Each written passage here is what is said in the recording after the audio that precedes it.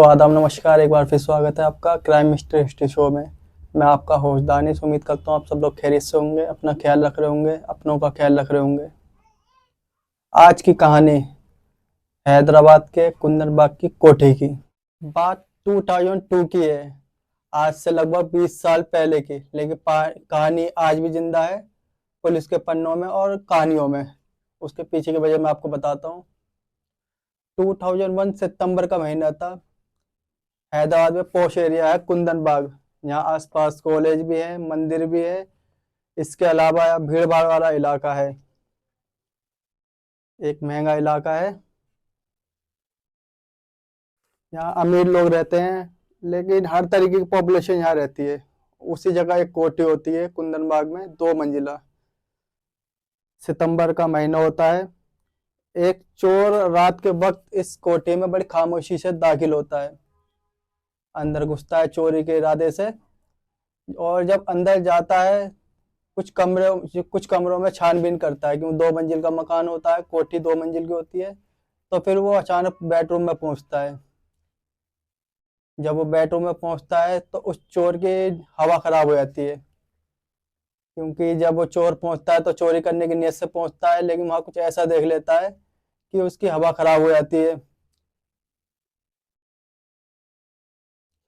इस चोर का नाम होता है साजिद।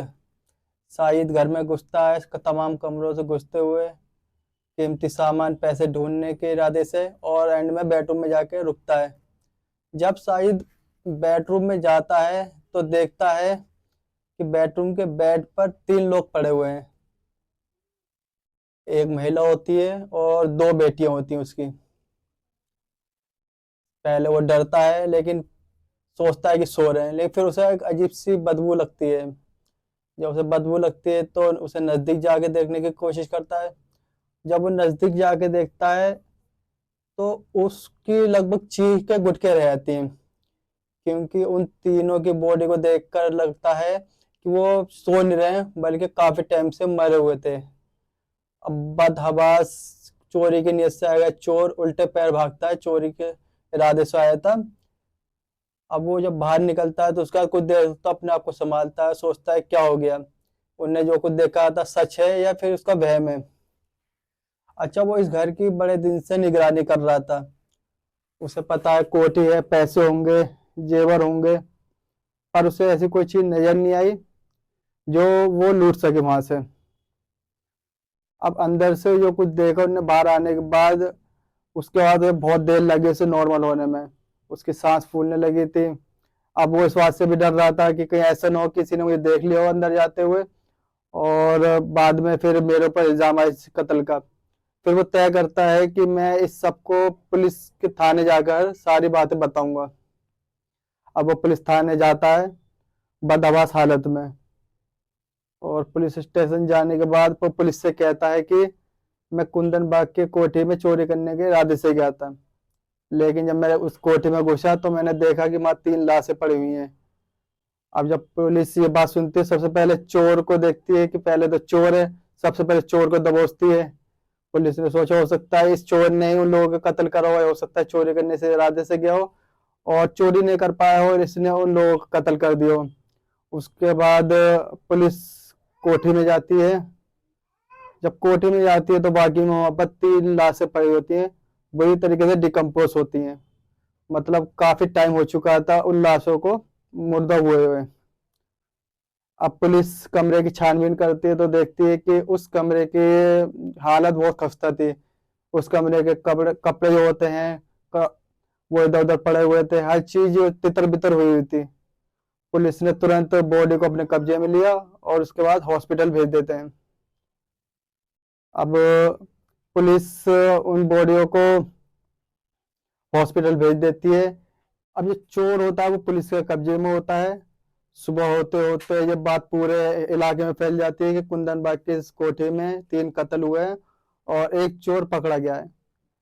अब पुलिस का जो सारा शक होता है वो इसी चोर के ऊपर होता है। पुलिस सोचती है कि इसने चोरी की नाकामी हुई होगी और इसी वजह से इसने इन तीनों की मौत कर दी होगी।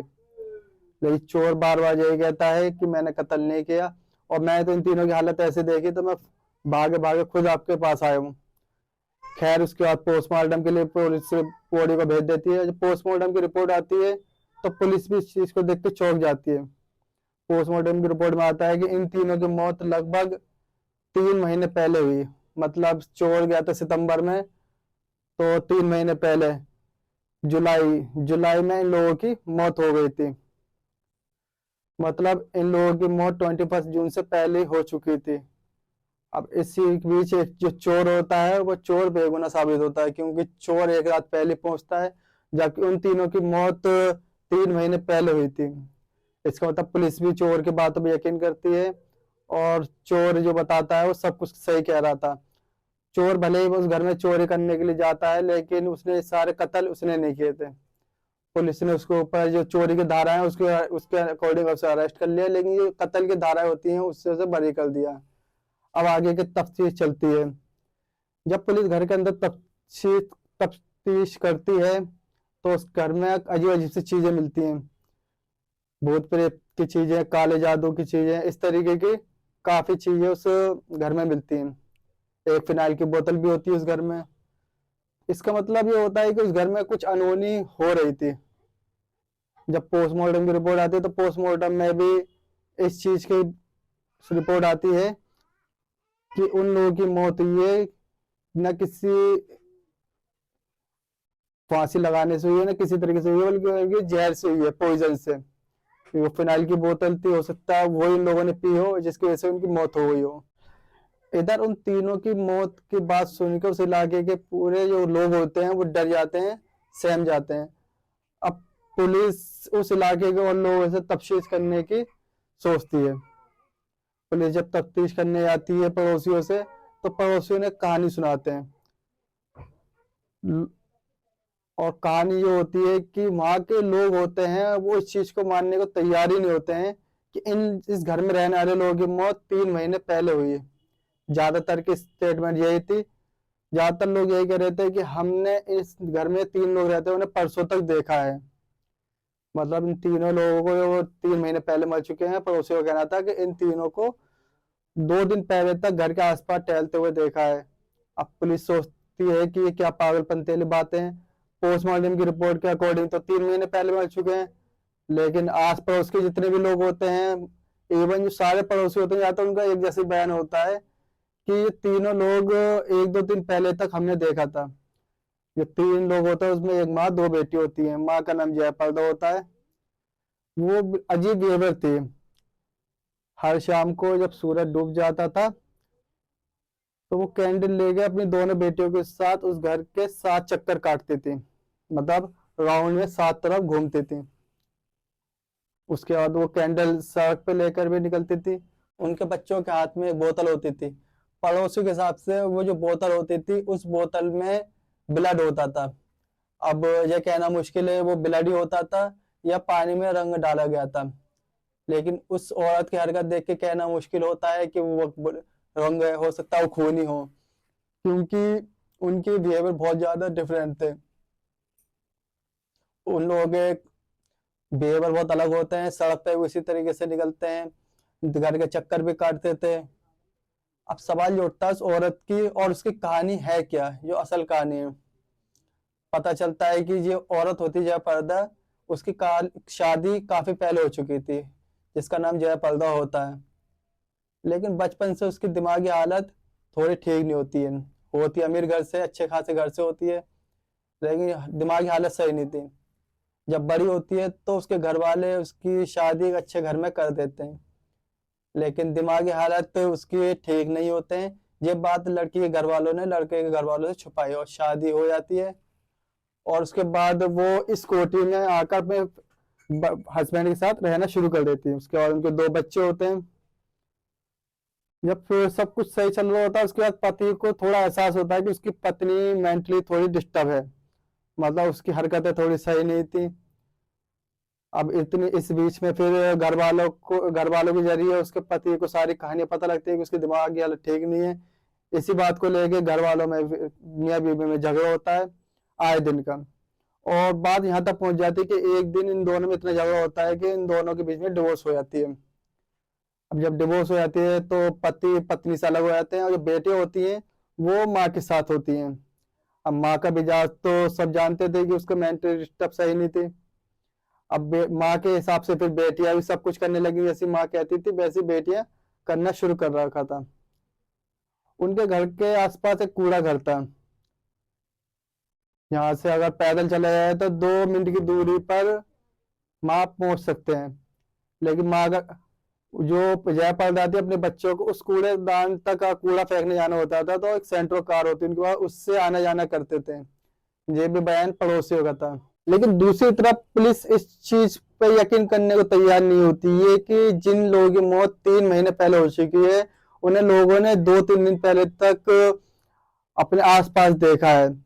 अब पुलिस के लिए भी मुश्किल है कि एक आध पड़ोसी की बात नहीं थी, सारे पड़ोसी इस बात को कन्विंस करते हैं।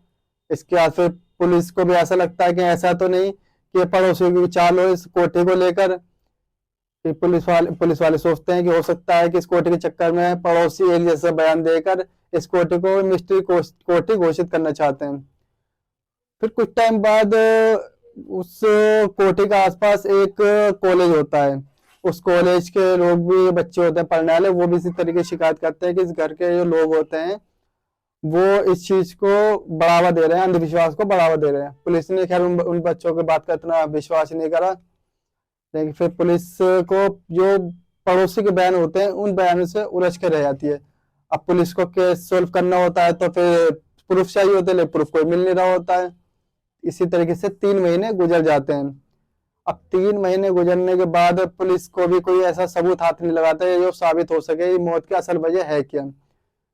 अब जो फिनाइल की बोतल घर में रखी हुई थी, फिनाइल जो उनकी पोस्टमार्टम की रिपोर्ट आती है तो उसमें पॉइजन ही आता है, तो ये बात तो साबित हो जाती है कि इनकी मौत फिनाइल पीने से ही हुई है। अब ये कहकर पुलिस ने 3-4 महीने बाद इस केस को क्लोज कर दिया। पुलिस ने इस चीज को, किसी भी चीज को इसमें नहीं माना कि कत्ल हुआ है या फिर क्या हुआ है क्या नहीं हुआ है। अब पुलिस ने तो इस केस को क्लोज कर दिया। लेकिन लोगों की कहानियां बनती रही। आए दिन लोगों में एक नई कहानी बन के आई थी कि कुंदन बाग की एक कोठी एक हॉरर स्पॉट बन गया है। अब लोग वहां दूर दूर से उस कोठी को देखने आने लगे। अब जो पास में कॉलेज होता है, बुआ के बच्चे भी वहां पर देखने आने लगे, बल्कि रात को भी आने लगे हॉरर हॉरर इस हॉरर कोठी में। लेकिन वक्त के साथ साथ कुंदन बाग की कोठी की जो कहानी होती है वो हल्के हल्के खत्म होने लगी। लेकिन अचानक 2016 के बाद सोशल मीडिया का दौर शुरू हो चुका था, यूट्यूब वगैरह भी जो आ गया था, तो उसमें बहुत से लोग ऐसे भी थे जो हॉरर ब्लॉग करते थे। तो उन्होंने कुंदन बाग के इसी चीज को लेकर ब्लॉगिंग करना शुरू कर दी। जब ये यूट्यूब पर डाला, सोशल मीडिया पे डाला, तो फिर लोगों के बीच में एक बार ये कहानी दोबारा से जिंदा होना शुरू हो गई। अब इससे ये होता है कि डिग्री कॉलेज में बच्चे पढ़ रहे होते हैं, वो इस तरफ आकर्षित होने लगते हैं, खासकर वीकेंड में, सैटरडे संडे को। अब सैटरडे संडे उनकी छुट्टी होती है तो वो जबरन उस कोचिंग में घुसना शुरू कर देते हैं, वो भी रात के वक्त। पोस्ट वगैरह भी करते थे कि हम अंदर गए हैं और मीडिया पे अपने अपने सोशल मीडिया पे अपलोड करते थे। लेकिन इस चीज से पड़ोसियों को फिर डिस्टर्ब होने लगा। हालांकि इससे पड़ोसियों को डिस्टर्बिंग आने लगी। बाद में फिर पुलिस इसमें बीच में, मामले में बीच में आती है। पुलिस एक बाउंड्री लगाती है कि इसके आसपास, कोठी के आसपास कोई ना आएगा कोई जाएगा। पुलिस ने काफी स्टूडेंटों को भी गिरफ्तार किया और वार्निंग देके उन्हें छोड़ दिया। लेकिन पुलिस ने इस बार बहुत ज्यादा सिक्योरिटी लगा दी थी कि इस कोठी के आसपास ना कोई आएगा ना कोई जाएगा।